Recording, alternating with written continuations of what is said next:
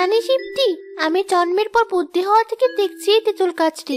এই তেঁতুল গাছটি আমাদের থেকেও মনে হয় অনেক বড়। হ্যাঁ শিমু, আমিও তো আমার জন্মের পর থেকে এই তেঁতুল গাছটি দেখে আসছি। গ্রামের কত মানুষের তেঁতুল গাছের নিচে বিশ্রাম নেই। অনেক পুরাতন এই গাছটা। শুধু বিশ্রাম কেন বলছে শিফতি, আমাদের খেলা করার একমাত্র জায়গায় তো এই তেঁতুল গাছ। এখানে না খেলে যেন মজা পাই না খেলায়। এই গাছের তেঁতুল খুব মিষ্টি খেতে। এই বাড়িতে যে দাদিমা থাকেন, উনি আমাকে কটা তেঁতুল দিয়েছিল। খুব স্বাদ সেই তেঁতুলের, এখনো মুখে লেগে আছে। জানি জানি, দাদিমা তোকে একা তেঁতুল দেয়নি, আমাদের সবাইকে দিয়েছি। তোমরা সবাই কি নিয়ে এত তর্ক করছো? আমাকে কি বলা যাবে? দাদিমা তুমি এসেছো, তোমার জন্যই অপেক্ষা করছিলাম। দাদিমা, তুমি ঘর থেকে কেন বের হও না?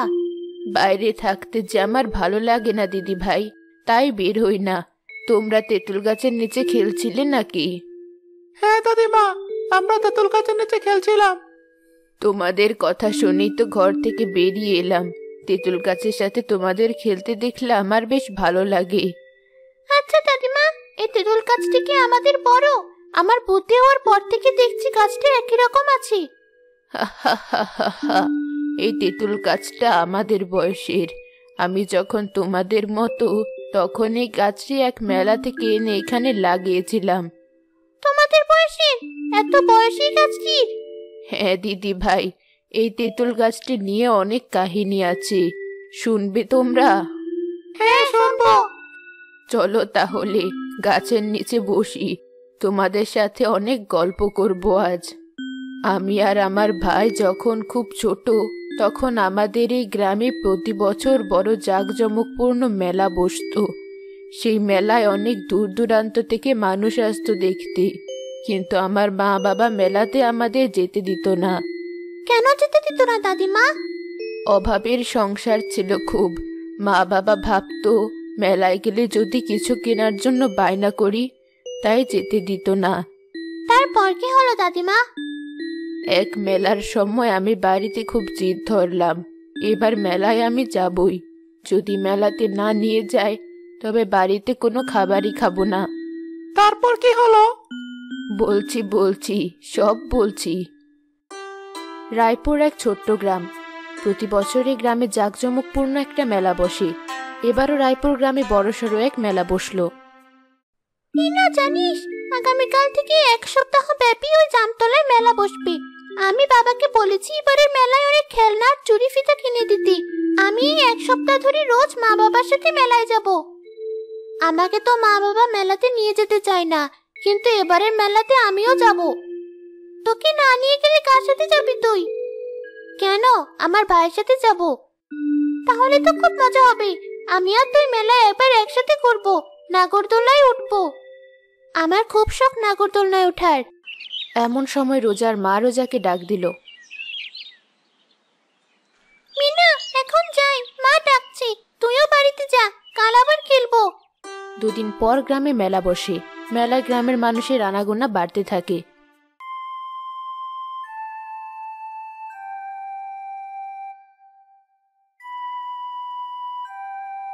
কিরে, এমন পেঁচার মতো মুখ ফুলিয়ে বসে আছিস কেন? মা, মিনা, ঘুম থেকে উঠে তোর আবার কি হলো?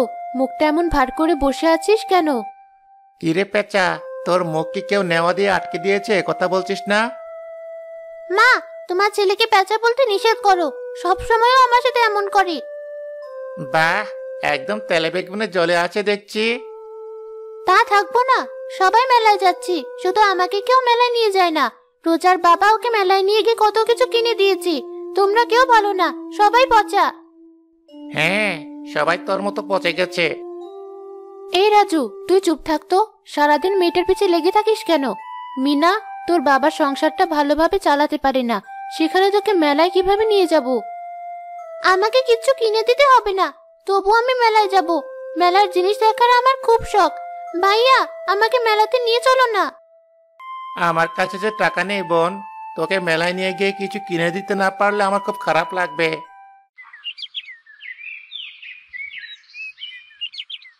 কি হলো? আমার মাটা সকাল সকাল এভাবে কাঁদছে কেন? কে কি বললো? বোন আবার মেলায় যাবে বাবা, তাই এমন হাত পা চুরে বেবে করছে। ত্যাগ করছি, বেশ করছি। তোরা কেউ আমাকে কোনোদিনও মেলায় নিয়ে যাস না। আচ্ছা ঠিক আছে, আমার মাটা এবার মেলায় যাবে। এই রাজু, তুই আর মিনা গিয়ে মেলা থেকে ঘুরে আয়। নে মা, এই 5টা টাকায় আমার কাছে ছিল। মেলা থেকে তোরা 2 ভাই বোন কিছু কিনে খাস। তোদের কিছু দেওয়ার মতো সামর্থ্য তো আর আমার নেই।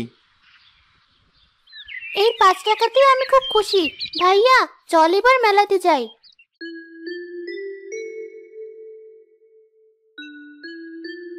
ভাইয়া, আমরা এই 5 টাকা দিয়ে কি খাবো?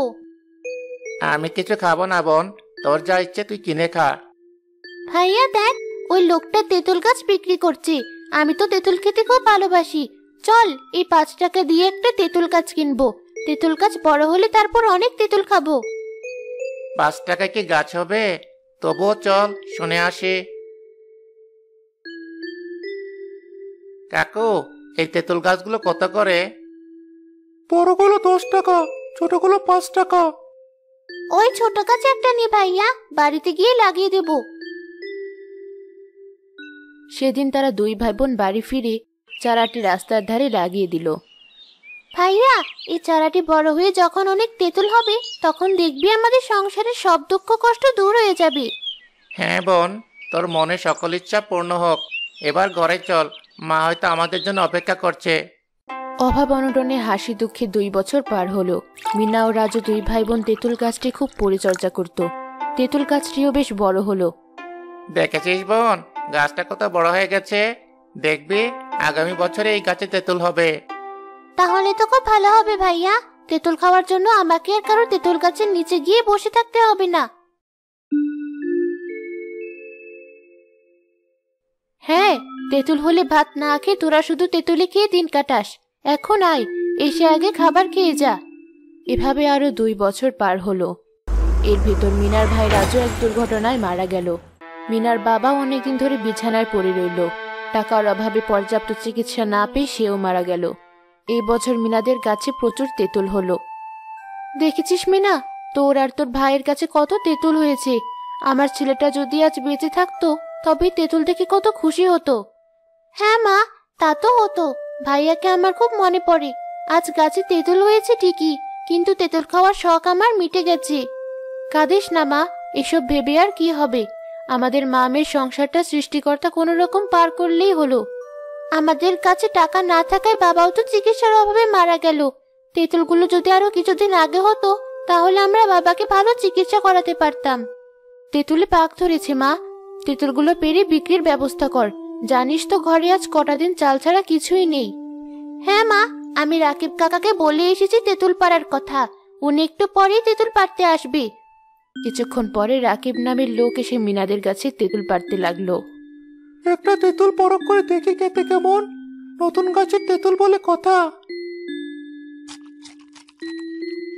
বাহ, তেঁতুলগুলো খেতে তো ভারী মিষ্টি। মা মিনা, শুনতে পাচ্ছিস? হ্যাঁ কাকা, বলো, নেমে আসছো নাকি? তোর গাছের তেঁতুল খুব মিষ্টি মা। এই তেঁতুল তো হাটে নিয়ে যাওয়ার সাথে সাথে বিক্রি হয়ে যাবে। তাই নাকি কাকা? তোমার তেঁতুল পাড়া হলে নিচে নেমে এসো। আমার তো তেঁতুল পাড়া হয়ে গেছে। একটা তেঁতুল খেয়ে দেখলাম, খুব মিষ্টি। একটা খেয়ে দেখ। না কাকা, এই তেঁতুল কখনোই আমি মুখে দেব না। যে আমার ভাই খেতে পারিনি তা আমি খাই কিভাবে? তুমি এখান থেকে কিছু তেঁতুল নিয়ে যাও। মিনা হাটে তেঁতুলগুলো নিয়ে যাওয়ার সাথে সাথেই বিক্রি হয়ে গেল। মিনার এই মিষ্টি তেঁতুলের কথা সারা গ্রামে ছড়িয়ে পড়ল। একজন বড় তেঁতুল ব্যবসায়ী মিনার মিষ্টি তেঁতুলের খোঁজে মিনাদের বাড়ি এলো। এটাই কি সেই মিষ্টি তেঁতুল বিক্রেতা মিনার বাড়ি? হ্যাঁ, আপনি কি? আপনাকে ঠিক চিনলাম না। আমি এক বিখ্যাত তেঁতুল ব্যবসায়ী। আপনাদের তেঁতুলের অনেক নাম শুনেছি, তাই এই গাছ ধরেই তেঁতুল কেনার জন্য এসেছি। মা মিনা, কি করবি? তেঁতুলগুলো কি সব একসাথে বিক্রি করবি? হ্যাঁ মা, করে দাও। একসাথে কিছু টাকা পেলে আমাদের কাজে লাগবে। ধন্যবাদ তোমাকে। বাজারে তোমার এই মিষ্টি তেঁতুলের চাহিদা অনেক। এই নাও অগ্রিম টাকা। কাল কিছু মানুষ এসে তেঁতুল পেরে নিয়ে যাবে। তেঁতুল পাড়া শেষে বাকি টাকা দিয়ে দেব। মা, এবার আর তোমার মানুষের বাড়িতে কাজ করতে হবে না। এই তেঁতুল বিক্রি করে আমাদের দুজনের সংসার বেশ চলে যাবে। হ্যাঁ মা, সৃষ্টিকর্তা যদি এবার একটু মুখ তুলে তাকায়। মামের সংসারটি বেশ ভালোই চলছিল। তবে বেশ কয়েক বছর পর মিনার মা ডেঙ্গু জ্বরে মারা গেল। আজ আমি সম্পূর্ণ একা। মা, বাবা, ভাইয়া একে একে সবাই আমাকে ছেড়ে চলে গেলে। তোমরা কি তেঁতুল গাছটি আমার জন্য রেখে গেলে? এখন থেকে এই তেঁতুল গাছে আমার সব। একে আঁকড়ে ধরেই বাকিটা জীবন পার করব। খুব খারাপ লাগলো দাদিমা। কত সুন্দর একটা পরিবার ছিল তোমার। হ্যাঁ দিদি ভাই, সবাই আমাকে ছেড়ে গেছে। সেই থেকে এই তেঁতুল গাছটির সাথে নিয়েই আমি বেঁচে আছি। এই গাছটা যে আমার সব। তোমার এই মিষ্টি তেঁতুল আজও বিখ্যাত দাদিমা। পুরো গ্রামের মানুষের মুখে মুখে তোমার এই তেঁতুলের কথা। সবাই তো খায় আমার এই গাছের তেঁতুল। সবার তৃপ্তি নিয়ে খাওয়া দেখতে আমারও যে খুব ভালো লাগে। তুমি খুব ভালো দাদিমা। আমরা রোজ আসবো তোমার কাছে। আজ থেকে আমাদের তুমি আপনজন মনে করবে। হা হা হা হা। বেশ দিদি ভাই, তোমরা রোজ এসো আমার কাছে। আজ আমাকে উঠতে হবে, শরীরটা বেশ ভালো লাগছে না। তোমরা এখন বাড়ি যাও, কাল আবার দেখা হবে। সেই রাতেই বুড়ি মৃত্যুবরণ করলো।